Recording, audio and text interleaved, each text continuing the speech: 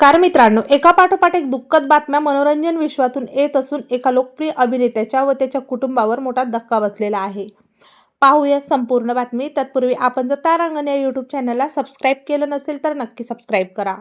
Delhi crime, Mirzapur यासारख्या कार्यक्रमामधून प्रेक्षकांच्या भेटीला आलेल्या प्रसिद्ध अभिनेत्यावरचा मायेचा हात कायमचा हरवून गेलेला आहे.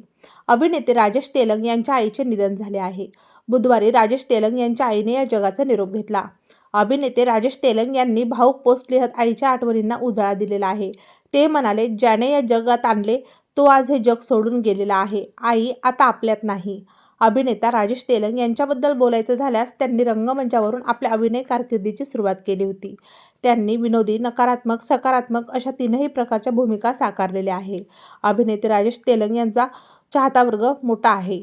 मात्र आज अभिनेते राजेश तेलंग हे आईच्या मायेला पोरके झालेले आहेत.